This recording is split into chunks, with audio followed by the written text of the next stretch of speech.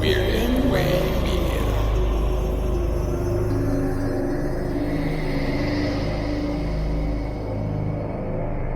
Hello, Twisted Humans. Do you find yourself wanting to know more about the latest murder, conspiracy, cult, or haunting? Then this is the podcast for you. I'm Alicia. And I'm Sierra, and this is Twisted and Uncorked. Hello and welcome to episode 102, part 2. This is not going to be the Twisted first and time Uncorked. you hear us stumble on this, guys. Being in the hundreds It's is weird to be in the hundreds. Plus, we Yeah. shuffled around our regular schedule for special topic and this and our 100th. So it's a crazy time. And it's a weird day It for is a both of crazy us. time. We're both in weird moods. This is going to be a weird episode. Yes. And we're also drinking Everything's for weird. the first time in 28 days. That was weird It's March alone. 1st when we're recording this. So we're finally drinking again. Yes. And I haven't flipped my calendar over to March yet, so I'm still confused as to what is going on in my calendar In world. the universe. But that's okay. Yeah. So thank you to those of you that shared, liked, and donated to Project Healthy Children and Canadian Cancer Society. I mean, we did. You guys shared that, and I think some of you donated, so we really appreciate it. It went to a good cause either way. And Sierra and I, on our March Bitch and Wine, went down a rabbit hole of everything that we learned this past month. And whether or not drinking for 28 days was worth it. So go and check that out. It was lots of fun. Yes. Tell me a fun fact to get us The started. oceans hold $771 trillion worth of gold. What? Yeah, fun fact, apparently. I don't know who estimated this, but scientists say that the oceans of the world contain approximately 2 million tons of gold. And at the price of gold today, that is $771 trillion. I wonder if it's from, like, ships that have been sunk or, like, mines that have died or gold That in and, them. like, natural mineral, like, flow off from things, too, I think would contribute. But Yeah. who's getting that number? Like, how do you know? Have you seen this That's gold? what I'm saying. Why is It's it gotta not be pulled out of like the water? I have questions. The sunken ships. Yeah. I like it. Pirate ships. And I bet it's not there anymore. $771 trillion worth of pirate money in the ocean. Yes, yes. See, the crazy thing is, though, every time someone's like, oh, I'm on this treasure hunt, this mission to find this buried treasure that was lost all these years ago. Did they learn nothing I'm like, you're from not the going to find Fufue? it. Did they learn nothing? Well, the crazy thing is, someone else already found it. That's true. They just didn't tell you, because then you'd come and try and take it. It's like when you make someone notes has that at fucking work money, okay? on the pirate map, it's like X marks the spot. No, I collected it on this day, 1855, okay? God. Yeah, that shit's gone. I love watching Expedition Unknown. He does a lot of treasure hunts. Great show. But every single Thank you for time he's introducing me like, to that. oh yeah, every single time he does one of the treasure hunts, he's like, you know, there's all these hints, but no one has found it for 800 years. So I'm like, weird. 'Cause someone somebody found it in those 800 years ago. Yes, that's why you can't find it, because they took it and hid it. Like, they disperse it to their children every generation. Someone has that fucking money, okay? So that's what happened with all the ocean money. Do you have a fun fact for me? I do. It actually relates to money. Oh, The how do we word keep doing this? Salary. I know, right? The word salary comes from the word salt, which ancient Roman soldiers received as part of their pay way back when Stop it. ancient Rome was around. The ancient Salt. Romans were smart enough to put tiger's eye in their armor because they knew of the protective qualities, but they accepted fucking salt as payment? No. Well, I'm assuming it wasn't like, you know, table salt that we have today. It was probably the Himalayan salt, the pink salt. Like they just got which a also big has really good pink properties. chunk delivered to them. Like here, Yes. like a Himalayan salt lamp that was part of their salary. Yes, yes, yes. They're Light paid bulbs in not included because it's the 1800s. just light a fire under it, and It's you will have the fine. most relaxing off Yeah, day right? ever. All of those negative energies are just gonna flow away. Oh man. Sounds good to me. Right? Okay, now that I put it that way, I'll take payment. Those salt lamps are fucking expensive. I think the one above my bed They costs like are. $70, so I'll take it. Jeez. Here's your pennies plus your Himalayan salt lamp. Carry on. I'll take it. It works. Works for me. Sorry guys, weird mood today. Because of the drinks. I'm blaming the drinks. What are we drinking today, The Sierra? drinks. The drinks. So the wine that we decided to use, we discovered that we've already used it for. Sorry, kidding. but also not sorry. It's gonna happen eventually. But the reason I didn't know that we had used it before is because I found it online, and was like, I'm gonna go get this one. And online, the picture of it is the just this original regular label. bottle Yeah. with like a little circle red mark on it. And I was like, I've never had this bottle before. And then I went to the store to actually pick it up, and it's the beautiful butterfly bottle that I've showed you all before, that we have definitely used before. Whoops. But we also know that we kind of already like it. Yeah. So that works. I don't remember what I gave it before, but I would give it, I think, an 8 out of 10 I'm now. gonna give it a 10 out of 10. That might just be because it's the first glass of wine that I've had in 28 days, but Yeah. give it a 10 out of 10, man. The sangria that we chose to do is new, though. Yes. It is the wine with a little bit of vodka, lemon juice, simple syrup, and blackberry and basil. And it is really, really good. There was no extra, like, you know, the amount of vodka in there was just a shot, not even a shot, half a shot maybe. A little bit of lemon juice, a little bit of simple syrup, so it kind of has that lemonade taste, and then blackberry, so it's like a blackberry lemonade rosé. It's so And good. it is just And the basil and the tasty. blackberries work. And I know we're love biased putting because basil the in last drinks. 10 episodes we've obsessed over basil. So Mm-hmm. somebody is like, guys, like, we get it. You like basil.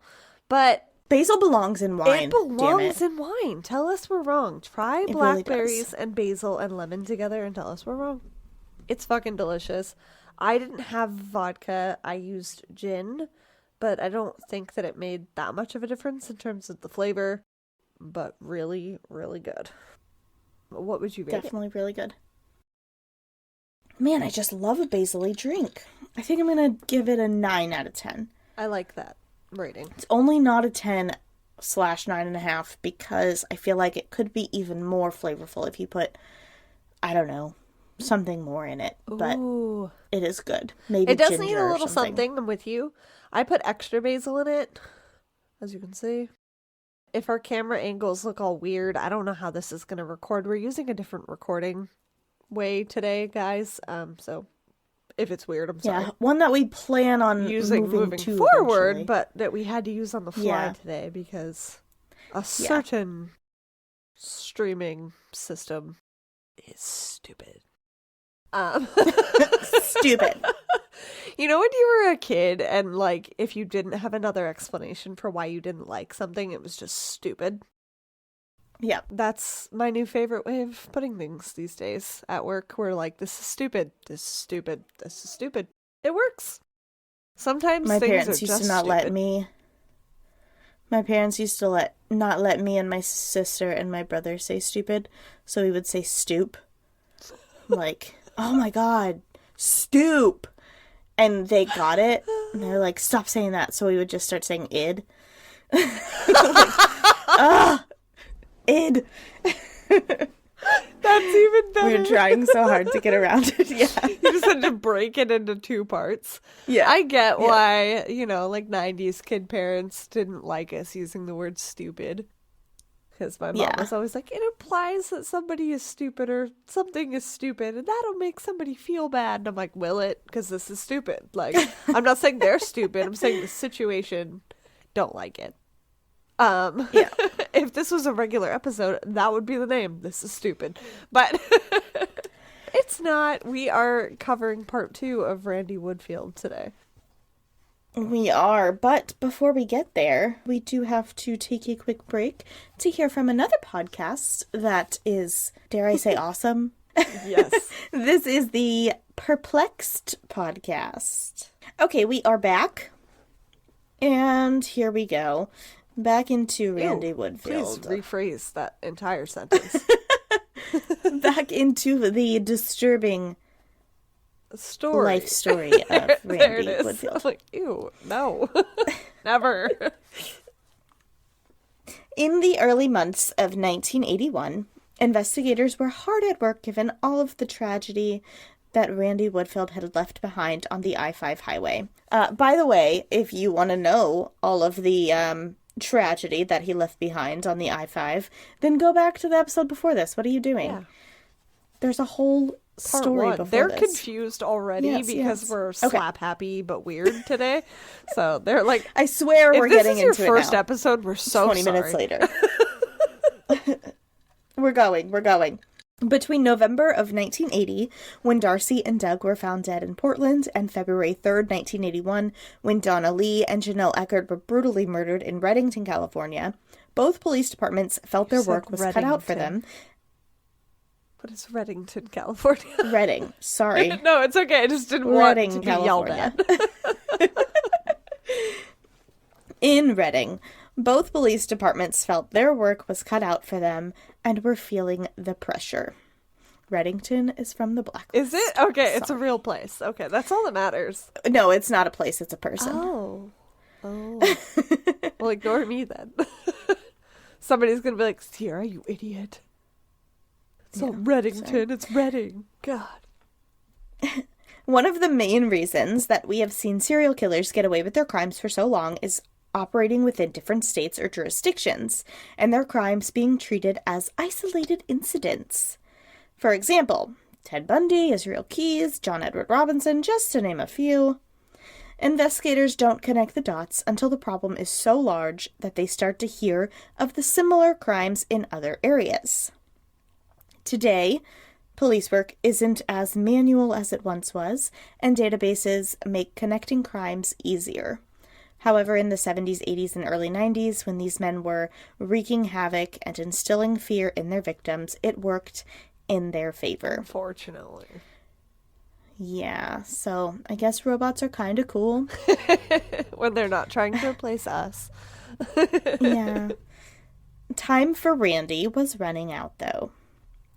Between late 1980 and early 1981, Randy Woodfield would attack, rape, rob, and terrorize 21 businesses along the I-5 highway. That's insane. All of the... I know, so and fucking many. You had the audio version of the book. I have the physical version, and we both read it, guys. Spoiler alert. But I will share this on our socials and on the website, but it shows you a map of like all of the points and all of the sketches of Randy. But I'm like, that's like an 8-hour drive that he was doing back and forth, back and forth, back and forth. Yeah. And like, it's also crazy that one person did that. But when you see it on a physical piece of paper map, it's like, it's weird. It's like, holy shit. Like, either you had way too much time, which he did because he was often fired from his jobs, as we talked about in part 1.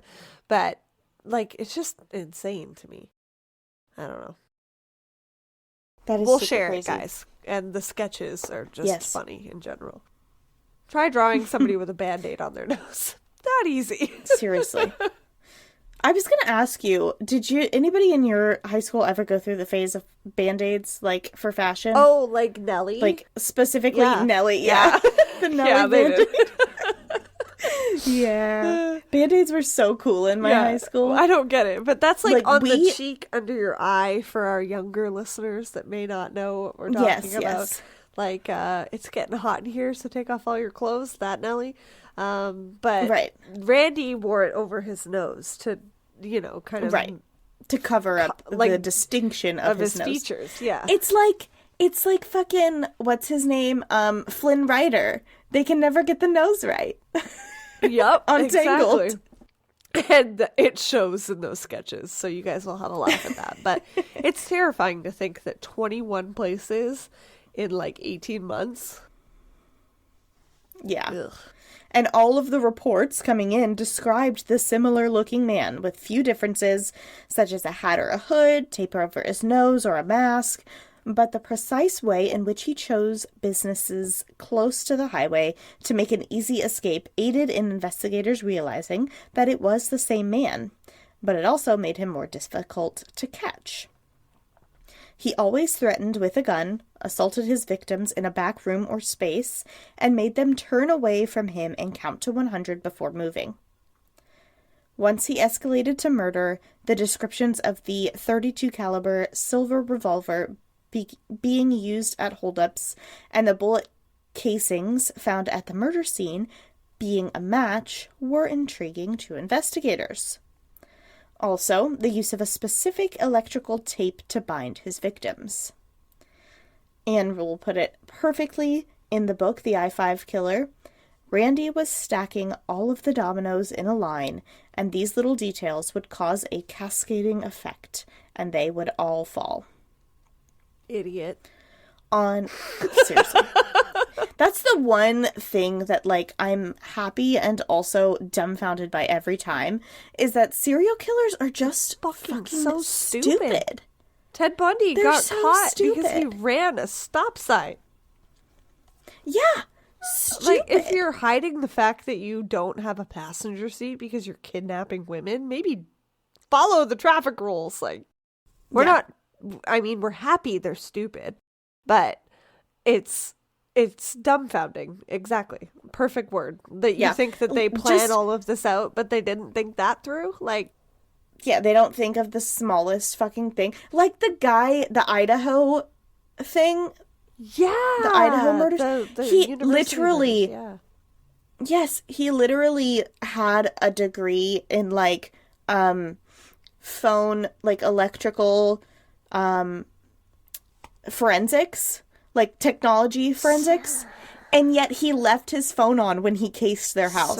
Like, they have the pings all around this house. Like, are you dumb? Yes, you are. Well, anyone listening, if you think you're going to commit a murder, just know you're dumb. If you think of murdering, it's because you're dumb. You're gonna get caught. You're dumb. You're dumb because Murderers you're are gonna inevitably get caught, and you're dumb because why would you want to do that to another human? Because why would you want to kill somebody? There you go. Yeah. Case closed. You're just dumb. Everything is stupid. Okay, it's here. But thank goodness for that, for the most part. Yeah. On Valentine's Day in the late evening of 1981, Julie Ritz's mom arrived home and found her daughter's body laying on the stairs. She ran to her, thinking that she must have fainted or maybe had too much to drink. On closer inspection, her hair was soaked in her own blood. She had been shot in the head and fallen forward, left to die. I'll also say that some reports say February 15th instead of 14th that evening, but the primary source of our research was the book The I-5 Killer by Anne Rule, and that's what she said. So I'm sticking with it, but I will put it out there that the dates vary. So yeah, that's what she said. Anne Rule is the decider of all, okay? Julie was mentioned in part 1 of our story too, by the way. Randy had met her at a bar called the Fawcett Tavern. She was only 17. She was like 28. Yeah. After getting to know one another better, hanging out, and finding that they did indeed like each other, Julie learned that he was dating another woman named Lucy at the same time. She had allegedly called him an asshole after learning this, but she did not deserve to die in such a horrific manner. No one does. Julie was kind and trusting, beautiful inside and out, and she had her whole life ahead of her. She had just graduated high school a month before she died and was working at a kids' clothing store for extra cash while figuring out her next move. She had turned 18 just 2 days before. So sad. their relationship, if that's what you could call it, was such a blip on the radar that 98% of people in Julie's life didn't even know who Randy Woodfield was or had that he had any connection to her. And thus, they never reported him to the police when asked about any potential suspects in the case. David Bishop and Neil Loper of the Beaverton, Oregon Department were assigned to this investigation and asked those around her if anyone had a reason to harm her or anything going on in her life that could possibly explain her death. A break-in had long been ruled out since nothing was missing from the home, and it was clear that she had known her killer and let them in willingly. During an interview with a close friend, Detective Loper asked about any men in her life, if she had been dating, etc. Randy was really the only person. They had dated briefly the past summer, and then it was over as quickly as it began. Julie's friend mentioned that he, in addition to dating Lucy at the same time, had also come on way too strong. It was off-putting, according to Julie. She said his name was Randy, and that she had met him at the Fawcett Tavern. He was in his 20s and drove a gold Volkswagen Beetle. Also, don't drive a Beetle. Right? Did you learn nothing from It's Ted a Bundy? murderer's car. It's totally Right. a fucking murderer's car. I have always admired them. I but love fuck, a man. Volkswagen Beetle, especially the old ones. I wanted one of those like Yeah, gross powder the old blue ones. colored ones because they were just so cute. But then I learned about serial killers and I was like, oh cool, Ted Bundy drove a beige Volkswagen Bug. They Randy ruined Woodfield it. drove a champagne Gold. edition is what it was called. Yeah. That's how douchey that Yeah. was. And like just don't do it. It was beige but sparkly. It's like when you put matte nail polish on versus regular shiny nail polish. Yes. Gross. Randy's name was noted as someone to look into. After the attack on Beth Wilmot and Sherry Hull, and the robberies with similar perpetrator description being at an all-time high, a task force was put together in Portland. Dave Komanek had a map of the I-5 highway with noted attacks, dates, and descriptions between Oregon and California, marking their killers' movements. We also mentioned in part 1 that he had put out a request for information of similar crimes in surrounding areas after the Green sisters were attacked and described a similar man that Beth had. This led him to the Eckert murders in February. He decided that it was time the detectives in California and their force in Oregon start talking to one another. They knew how he was operating along the highway and his timelines. They were going to have no chance of catching the guy if they didn't work detectives together. like Dave Komanek that make police work, to me, admirable. And like he cared so much. He took Beth in like during the investigation because she was so traumatized, like a young woman living on her own, and like she lived with his family at one point, like his wife and his kids and stuff. Like he's just a good man, and he was also like very unbiased in the investigation, which is kind of cool. But he was the only person making these connections in the 1980s, which is impressive to me because he was like 36. Like he was pretty young, I think. It always takes a young, like, Hungry, new-ish. Yeah. Yes,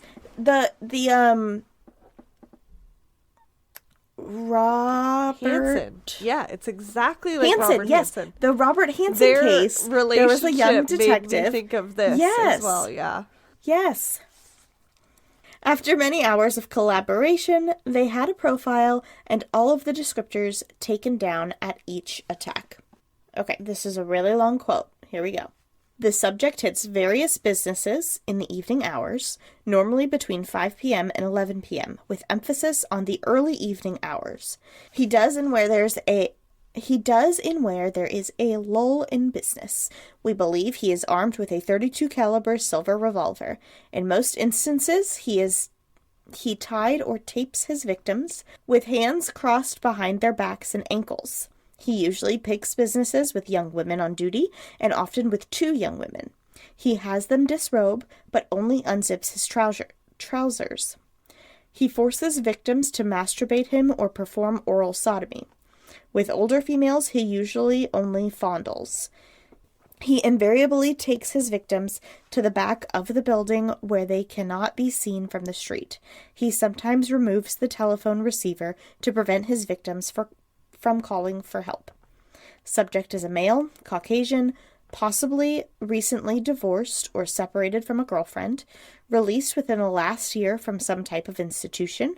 He has a very macho image of himself, is the type to drive a four-wheel drive or some type of unique vehicle or sports car, Like a champagne uses false beetle. beards. Uses false beards.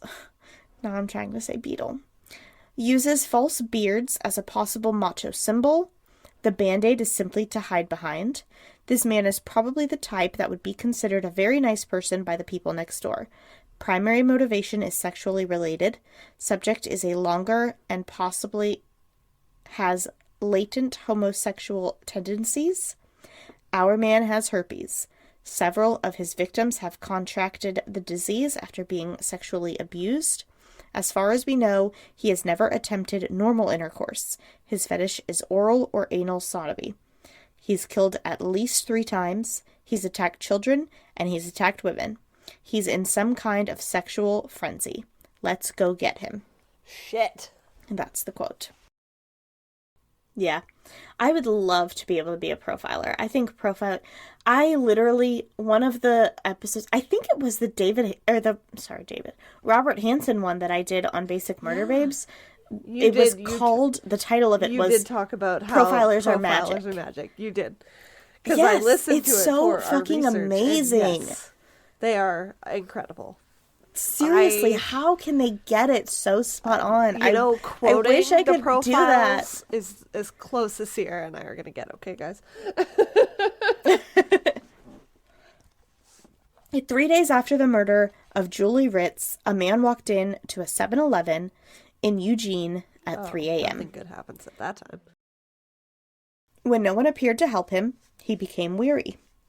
Then he started hearing muffled grunts and movement at the back room behind the counter. He opened the door to find a female clerk on her stomach with her mouth gagged and her arms and legs bound behind her with electrical tape. The store was swept for evidence, and a swab was taken of the victim's nipples in case, for whatever reason, they could get a saliva sample, but they were at a standstill. They did have video stills taken from the security camera that they thought were promising. Unfortunately, even cleaned up and blown up, Randy appeared just as elusive as he always had. We've seen stills of video cameras in convenience stores now. I can imagine they were more useless in 1980. I don't understand how it's fucking 2023.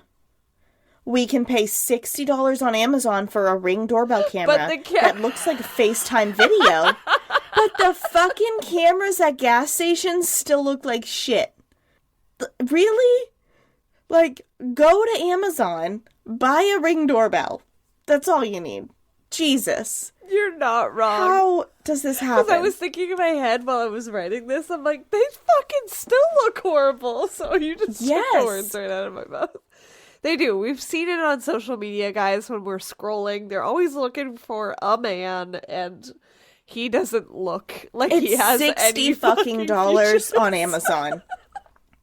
Like, our tax money can't go $60 per store. Come on, give him a Ring doorbell.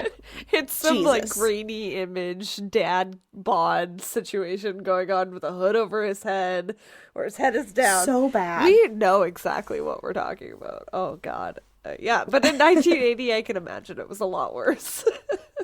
Yeah.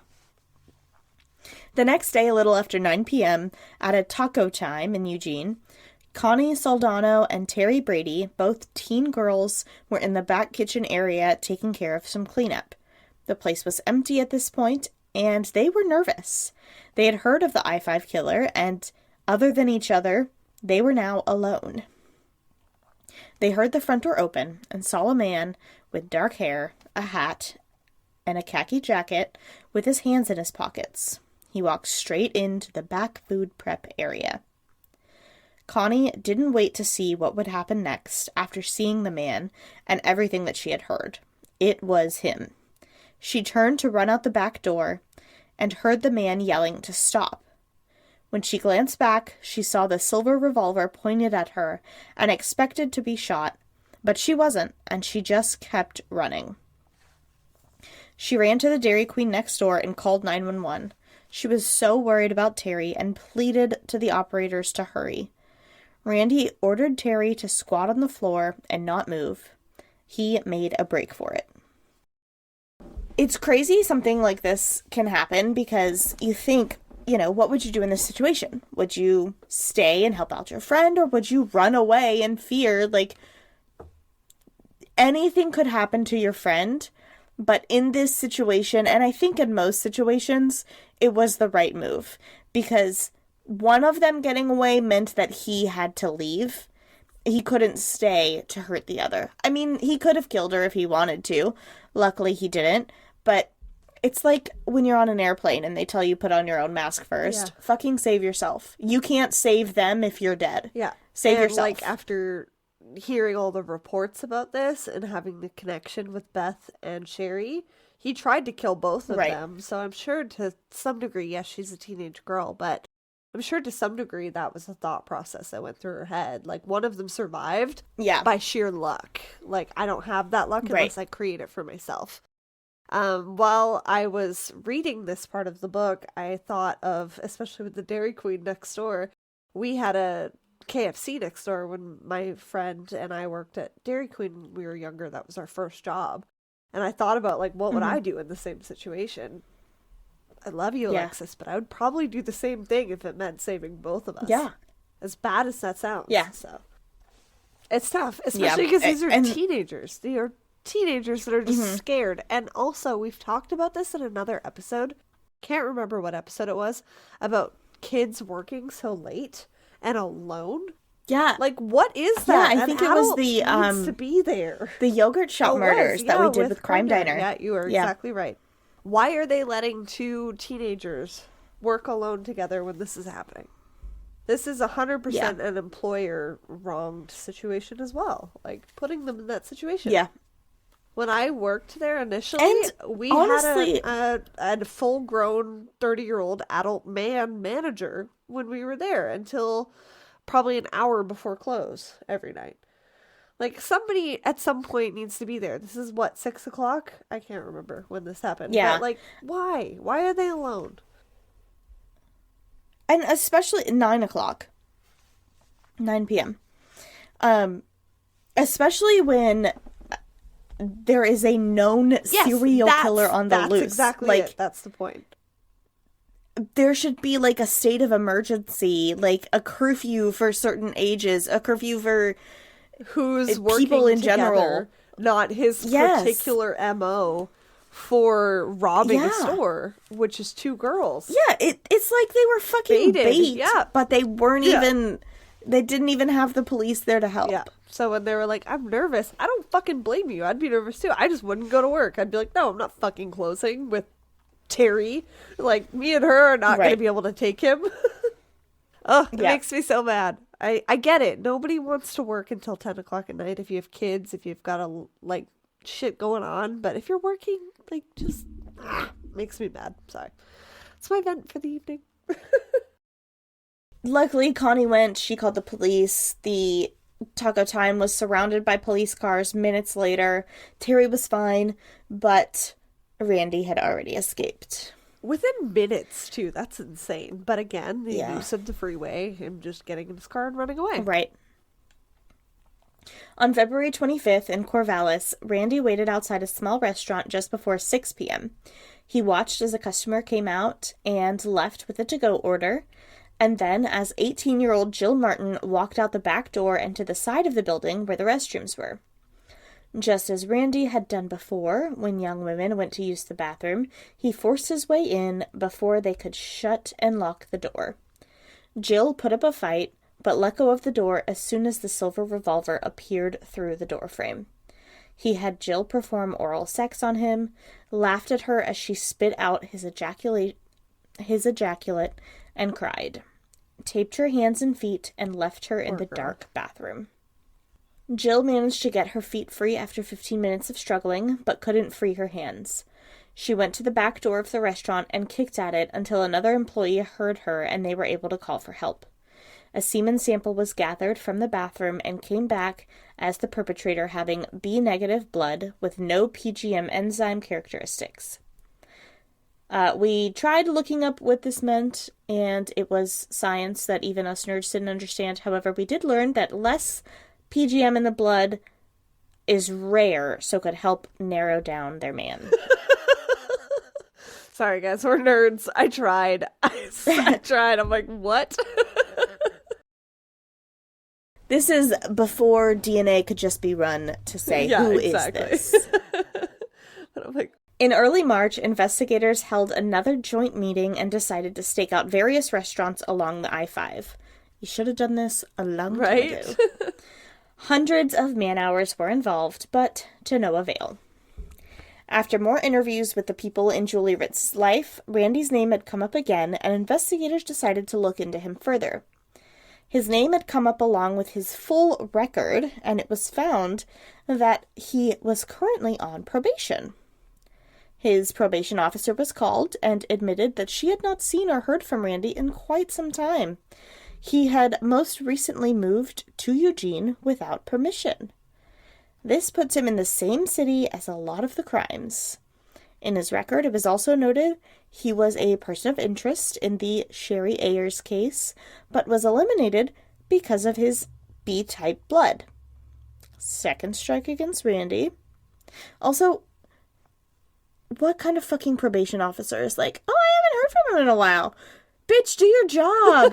What the fuck? I purposefully How have you not heard left from her him? name out of the notes for this reason. Because one, she is more of an identifier than just Randy Woodfield's probation officer, but I completely agree with you. They agreed to go to Randy's next parole check-in on March 3rd and meet with him that way, but he never showed. Shocking. Really? They instead decided to pay him a home visit along with his parole officer. After several knocks on the door, a sleepy-faced Randy answered the door and stated that he thought his next parole meeting was for the afternoon that day, or maybe the next day. He didn't give a shit. What about the, 8 last ones, mister? Sierra, what about you needs moving to a different city? Dude, I would not be a good parole officer. I would probably end up in jail myself. Like, what are you on parole for? You're a fucking asshole. How dare you? Well, they wouldn't let you from your podcast alone. They'd be like, oh, she's going to shit talk this person. She's not allowed. She's biased. The investigator that accompanied her was introduced as having been investigating the murder of Julie Ritz, of whom Randy stated he did not know and didn't understand how he could be of any help. So weird. On March 5th, 1981, Randy was brought in for interrogation after being positively identified in a photo lineup by one of his victims, Lisa Garcia. At the same time, Dave Komanek and his team were granted a warrant to search the 3-bedroom home in which he rented a room from a single mother who lived there with her son. I purposely left her name out as well. It's in the book, but again, I think that these two deserve a clean break from him, so. Yeah. During the 4-day search, investigators found a spent .32 caliber shell casing inside a racquetball bag, as well as a roll of tape that matched the tape found on the victims. And I know nothing about guns, but does a spent shell casing mean an empty one, like one that's been used? That's yes, one that he shot already. The shell casing that was kept inside of the racquetball bag was a match to the other shells left at the murder scenes of Donna Lee and Janelle Eckerd and Beth Wilmot and Sherry Hall. It had been clearly kept as a trophy. Yeah, why else would you just tuck it into the pocket of your racquetball bag, you psycho? Yeah, either that or he had his racquetball bag when he shot someone and it bounced in. Coincidentally, either way, it was a total accident. Fucking used. I didn't mean to. It just appeared there. Yeah. One of the biggest pieces of evidence were the phone bills. They put Randy in the cities that attacks took place along the I-5 like a puzzle. During all of this, his need for attention and admiration from the women he dated never went away, and he would bill the long-distance calls to his home address. I laughed when I read this. Stupid! Because my boyfriend, when I was in high school, lived 30 minutes away from me, and those were considered long-distance calls. And that was like the early 2000s. I'm saying that Long in distance. the sense of... What a funny thing. Long distance in this case was like a state. Not like me calling my grandma in Portugal today. Also, yeah, right, exactly. Like, I can call you, and it's probably not long distance. But my 30-minute away boyfriend at the time. Like, it's just funny how far it's come. And the fact that you could call from a payphone and bill a certain address, like... House, yeah. The 90s. Oh, yeah. I guess this is the 80s, but still. They also interviewed Shelley Jansen, of course, his fiancée.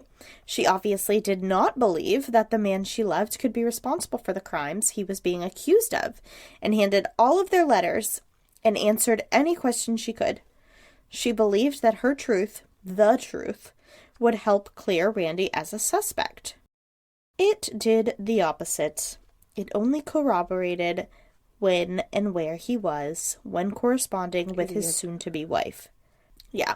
Another sign of an He's idiot. stupid. I went to this city and She's was great. hanging out with this friend. Yeah, why are you telling people? Why are you telling someone that? You're creating a alibi, when he's hanging but out the with opposite of Bob alibi.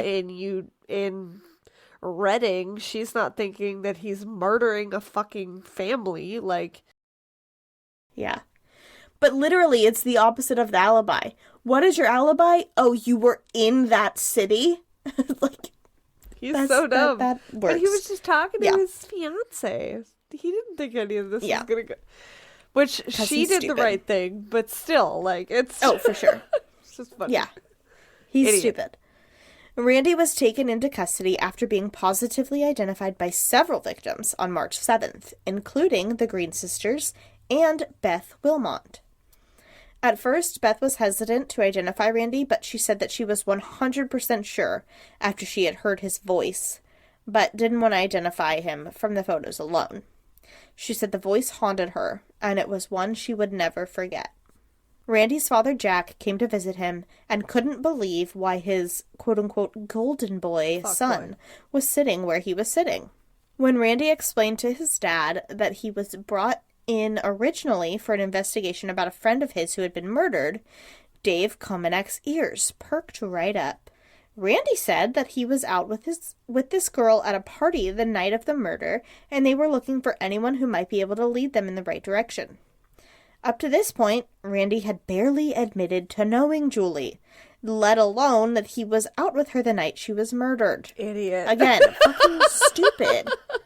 Like, Hey, I mean, there's still time to glad change for the it, name but for this Jesus. episode, Sierra. Should it just be fucking idiot? maybe. Too bad we didn't say it enough last episode. Every department wanted him to go to trial for what he had done, but after 3 different trials and Randy's charges totaling life in prison plus 165 years, the judge didn't see a point in continuing.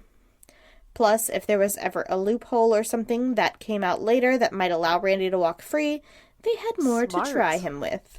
Smart. It is smart. It's a little gray area sad because- for the yeah. families. Right.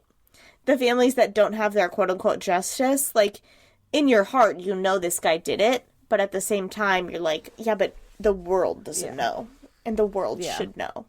But we're here to tell the world for you. Don't you worry. And he is still in prison, spoiler alert. So should he ever walk free, he can be retried. It is kind of smart because I've seen people that shouldn't walk free because they were tried all at once and something happened. Right. But like he's not getting out after life plus 165 fucking years. Casey Yeah, Anthony. exactly. And unfortunately a lot of criminal justice is monetarily designated, and they've spent a lot of money on staking him out to get caught to begin with. All of these trials leading up to it. And again, I agree with Sierra, as much as it sucks for the families that weren't given their day of justice, that's part of it as well. But I like to look at it more on the positive side that they'll just be able to put him away forever if ever there's a loophole. Yeah. But yeah, it does kind of suck that a lot of that was based off of how much money they've already spent on this person that they know is going away forever. Right. During his final stint in prison, he continued to write love letters to women inside and out of prison. One such woman was Diane Downs. We talked about her. The mother that famously tried to stage a crime against her and her children when she, in fact, had just shot them and herself. They wrote to each other every day for months, with the two even talking about marriage. What? But for whatever reason, Randy completely sets Diane up as well when he proposes to her. So bad. He proposed to her, convinced her to say yes, and then when the time finally came, he stated that he had no idea how she would have gotten that idea. But when I read that part of the book, I went, ha! I don't know about you. Sierra got to this point before I did, and I was like, what? Yeah, I was like, holy fuck, did this just happen? It's funny and also annoying. It's funny because fuck Diane Downs. But it's annoying because fuck Randy Woodfield. he's just continuing to hurt women even in prison. We know that he's an absolute piece of shit. He didn't listen to his parole officer too. She was a female. Like, that's exactly. Yeah. He's an absolute piece of shit, but still, weird bit of information that he treated Diane Downs, another piece of shit, like shit. Yeah, it's weird. Yeah. Sure. Yeah. Randy is currently serving his sentences at Oregon State Penitentiary in Salem, Oregon. In October of 1983, he was injured by a fellow inmate during a prison altercation, probably because he hurt children, and he is the bottom of the hierarchy in prison justice. One can only hope that he is suffering. This is purely speculation on our part as to why that happened, but... Yeah. Yeah. I like to think that everybody gets second chances, but he had so many fucking chances and chose the wrong thing every time, so fuck this guy. This is one, I feel like our serial killers are the time that Sierra and I do not have our underdog syndrome, where we're like, you are absolute They're not human underdogs. Garbage. Yeah. Like, you grew past underdogs. This is the opposite of an underdog. To making fuck-ups, to hurting people, to not getting caught, to getting caught but not being punished, to hurting people, to... You had your chances. Like, you just suck. You had so many chances. In April of 1987, he filed a $12 million lawsuit against Ann Rule for the I-5 killer released in 1984. The federal court in Oregon dismissed the lawsuit in January 1988, citing that the statute of limitations had expired. That's so nice. Also, don't you. do shit. There is a quote that Heather of Sinisterhood talks about a lot from another author that she always can't remember the name of, so I'm really sorry that I'm going to say it's Heather's quote and not this other author's quote, because I know it's this other author's quote. But the quote is... I think you're doing your due diligence with that alone. Yes.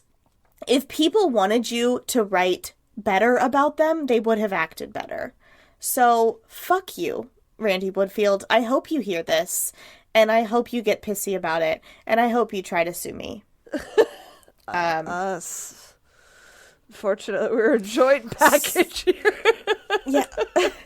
So, that is the absolute nightmare fuckboy that is Randy Woodfield. R.I.P. to the true crime queen Ann Rule.